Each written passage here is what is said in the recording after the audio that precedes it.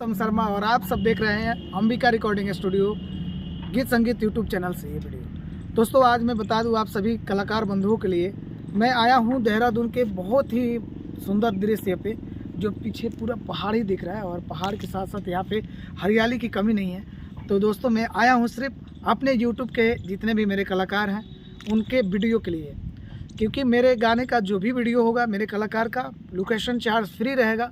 और जो भी कलाकार हमारे स्टूडियो से गाएंगे उनका वीडियो जब उनको कराना होगा तो हम देहरादून के इसी पावन पवित्र धरती, जहाँ पे देवों की धरती कही गई है हरिद्वार, और ये हरिद्वार उत्तराखंड एक देवों का ही धरती माना गया है। तो दोस्तों आप सभी मेरे चैनल को सब्सक्राइब कीजिए, लाइक कीजिए, कमेंट कीजिए। और नए कलाकार हैं और गाना गाना चाहते हैं, हमारे स्टूडियो से जुड़ना चाहते हैं, तो मेरे दिए गए नंबर पे आप कॉल कर सकते हैं और डायरेक्टली संपर्क कर सकते हैं। आप संपर्क कर सकते हैं मेरे दिए गए नंबर पे, आज ही कॉल करिए।